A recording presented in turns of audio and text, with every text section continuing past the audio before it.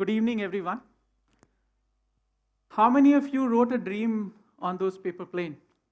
Everyone? It's actually fascinating, right? Irrespective of our age, we had a dream.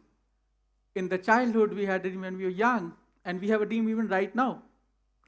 My story is no different than all of your story. I also had a dream when I was a kid. Going to some school, making sure that I am learning something new. And as I was evolving, I was 20 years old. I got into college. Engineering college has happened in our generation. Either you become a doctor or an engineer. I chose to become an engineer. And then I thought that it would be cool for me to become an entrepreneur. Everyone else in my family, I came from a business family, was an entrepreneur. Not the way today we know that startup entrepreneur is kind of a cool thing. But otherwise, India, 97% of us basically do something. And I lived up to that dream. At the age of 30 years, I had no logic. Entrepreneurship was not cool then. I'm talking about 2007. I started my first company in Mobi. In Mobi essentially was an opportunity where a bunch of us thought that these devices people are using for talking, mobile phone, will be used for more than talking.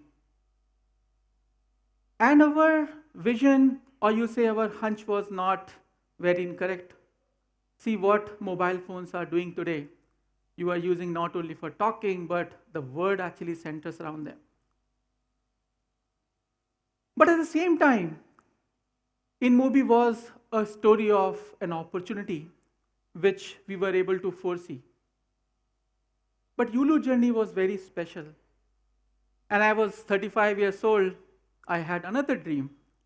And the dream was that at the age of 40, I should be retiring.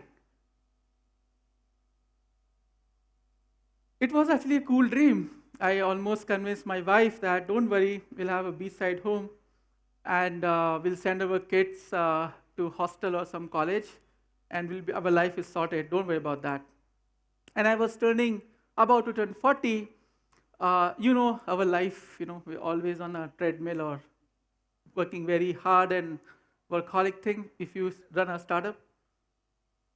I realized that, hey, this is not my cup of tea. I'm not going to enjoy sitting and having a cup of tea and the sea and whatever. And that's where I got into introspection mode, spoke with some of my mentors that, hey, I think there's something left in my life. What is that? And after some discussion, some talking, I found that there's a joy of giving. Probably that's the biggest joy which one can have. And the joy of giving to the society, easy one was that you start writing checks. A lot of philanthropists do that. But I yet to make those $100 million which one can write and solve a big problem. I thought, okay, what else do I know? And why should I wait forever? And then entrepreneurship came into picture again. That can I pick a social problem and do what I think I'm best at? Put up a team, inspire it, go and execute and solve for something. And that's how Yulu got born. At Yulu, I'm trying to solve our city's traffic congestion, which all of us, by the way, hate, I'm sure. And not only that, we're trying to solve for air quality. So one thing is taking away time, and another thing is going to take some beautiful time of our life. And if we don't fix it, the world actually is going to a crisis. So one was a vitamin, as I said, which is in Mobi journey. Second thing was a painkiller. That's how the two opportunities I have pursued are very different fundamentally. And it was some interesting journey, and I'm going to talk about that. I'm sure that many of you also run a business, but this is actually more for my young friends who probably will soon go to college, will do something interesting in their life. So take it with that spirit. So as an entrepreneur, what is interesting, what is important, that you're able to see something which lot of others cannot see. And not only you are able to see something, but timing it is also another thing where you just need to get things right when everything is coming together. That's what happened with InMobi, where just after we started, a smartphone came into picture after a couple of years. Android, iPhone, and we see everything else is history. With Yulu also, we think there's a right time for us to make this thing happen, to start with this sceneries, these two uh, pictures which we see every day. We are part of it. And I think it's a crisis situation. See what's happening in New Delhi. In fact, our air quality in Bangalore is no good either. And it is a crisis situation. So, from a pain perspective, we actually have to do something right now. And what I believe that the timing part is also crucial. Look what's happening in the context of India. We have more than 400 million people who are using a smartphone thanks to Geo, thanks to cheaper mobile data and these mobile devices. Everyone seems to have a mobile device. We now know how to use digital payment. We never had credit card penetration in our country, but now hundreds of millions of people now know how to use the mobile payments, the digital payment using their mobile phone. We have a huge mass, country of 1.2 billion people, and it's a huge market, something which India never had in terms of the opportunity. Now this is a reality.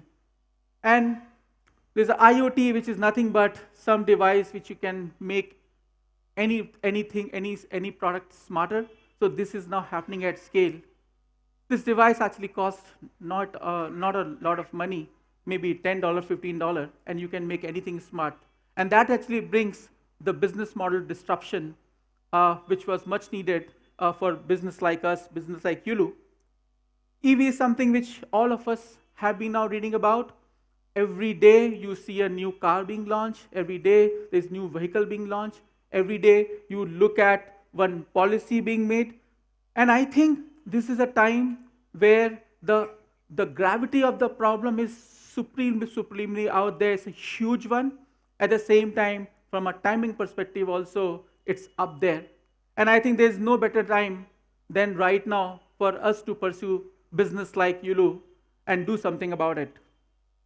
And this is how this whole thing came together. After working on it for almost 2 years, we launched this service in 2018. We were able to solve a lot of issues with respect to policy, with respect to the mindset. I think the toughest one was mindset, that people were like, hey, why should I change my habit? Why should I let go my car?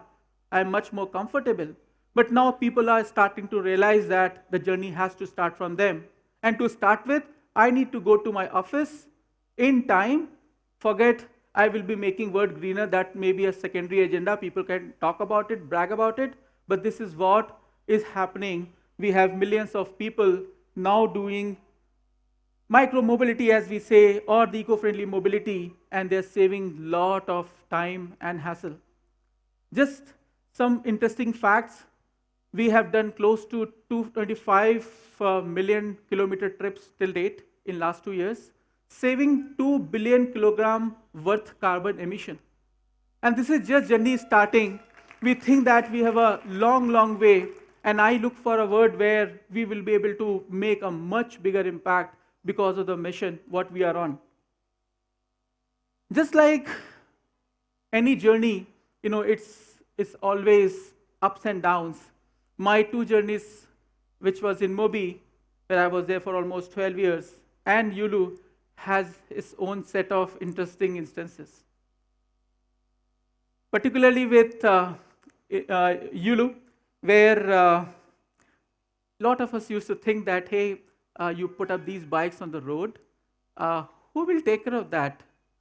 What happens when you leave it in the night? Won't people steal it? And answer was absolutely yes. And as I said, Murphy law, you think something bad will happen, actually bad things happen. And in our case, it happened on third day. But thanks to the business, the technology, we were able to recover that bike in a matter of 8 hours. This poor guy who stole it at middle of the night, 2 a.m., and he took it away in some area which was not too far from the area where we launched. And we realized that data is telling some story that if you are biking, you will go at some speed, but this bike actually travel at much faster speed. I'm sure there was no battery, there was no something magical is happening. And then my team found out that, hey, this is not a business as usual. The lock is closed, but bike is moving. And we were very, very, very new to this whole business model. But thanks to GPS and thanks to some perseverance, we were able to recover it. And some police guy helped us. And you'll actually not believe the police department has been very, very helpful from day one to support this business model. And we have tremendous amount of fun and satisfaction that, okay, things will go wrong, but we have a way to recover it back. In fact, as a matter of, again, facts, 90% of the time, 99% of the time we are able to recover our bikes. They get stolen, but we know how to get it back. It's a good one. Other thing which comes with a package when you are doing this interesting startup journey, a lot of interesting highs, but same amount of lows also come and hit you. And I believe that anyone who pursues this journey needs to be ready. I must say that when I was doing in Mobi, things were coming and we were told that, okay, the ride will not going to be good. But when actually reality hits you, hardship comes to you, your way, it just hit you very, very hard.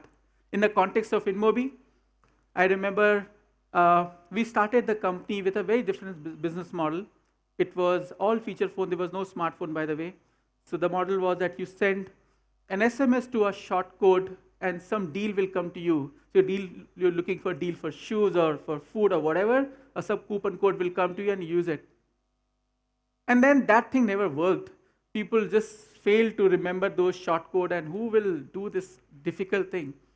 And as a matter of this whole thing, people were not liking it. There was no good product market fit. We ran out of money. So we did raise $500 million in our angel funding and we blew all of it. And those were different days where for every act you had to spend a lot of money. And we were in a situation where there was no money left in the bank. So good part was before in Mobi, we actually used to have 4 or 5 credit cards given to us by the bank. Sir, please take mine. And we were very lucky. So we ran the company for almost 4 months on our credit cards and then pivoted the business model and found someone who supported us, who understood that what we're trying to do is crazy good. And that's became, M-Coach became InMobi, and InMobi actually is advertising on smartphone and mobile internet was the key enabler. And while this whole thing was happening, there was always something in our head that after this darkness, there will be a sunshine. We will come out of that. And that was the perseverance and the grit which we had as a team, as a founding team, and our key employees in the beginning. And that what made that transition happen. Even there were setbacks and challenges, but we did come out of it. And my journey with Mobi and Yulu, there's several examples. And now today, if something bad happens, you'll never see me sad. If something really good happens, you will not see me like just jumping like a kid. I'm much more mature. I know this is all part of the journey and just take it the way it is coming. One of the interesting product I did with InMobi was this beautiful product called Glance. So this is actually a content platform. When you switch on your phone, on your lock screen, we show some content. Even this had its own story. We fought, we figured things out for almost 3 years. And then later, after doing all of it, we said, okay, we are not going to give it up. We'll fought the market, internal teams, whatsoever. And this came out of the result of it. So this particular product has got now 70 million DAU, which is daily active users. It's third largest after Facebook and YouTube in India. And massively successful. Samsung, Xiaomi devices come pre-bundled with that. And it also happened following the same principle. And what I believe that my journey of startups has actually taught me, and I'm a big believer of this, and this is, by the way, for all my young friends here. When you look at starting a journey, have a 10 years vision.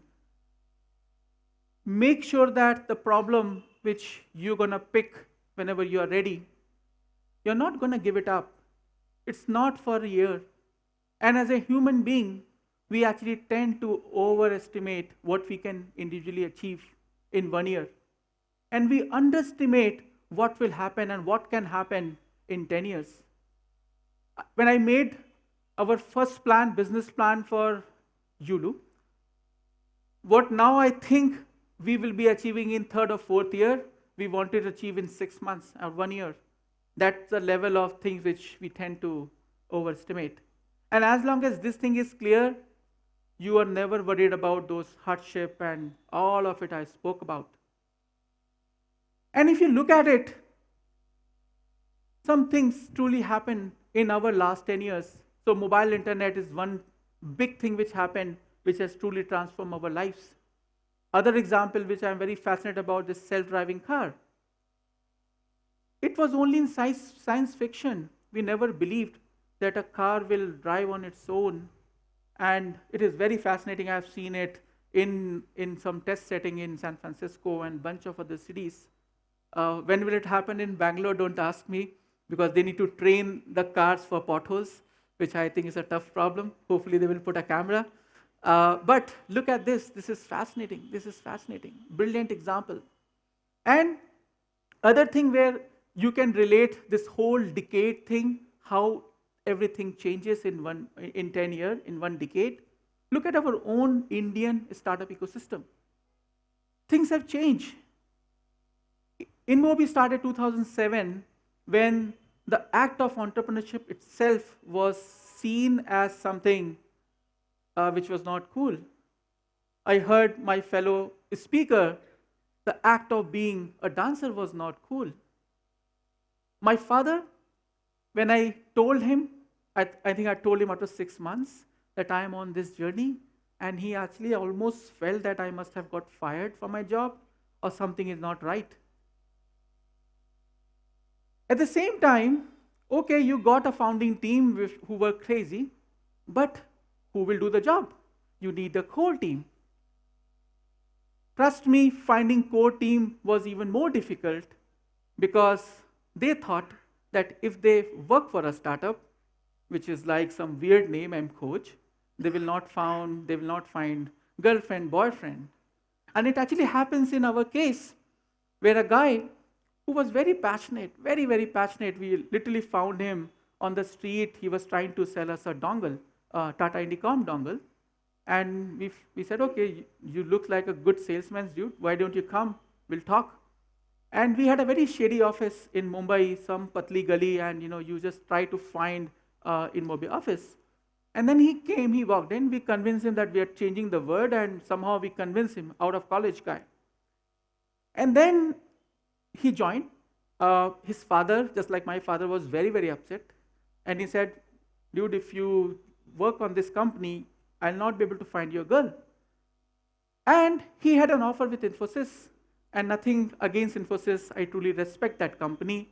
But he was forced, because he has an offer and there was a waiting period for a couple of months. He convinced his father that let me work for InMobi for 2 months and I'll join Infosys. Okay, no problem. Just like, DDLJ, Papa mujhe word dekhne do, same way.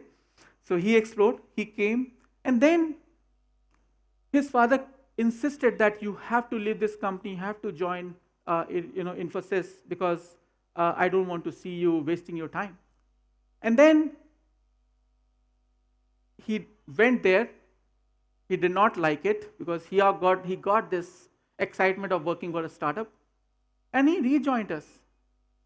And then after 5 years, his father came to InMobi office, and he was in tears.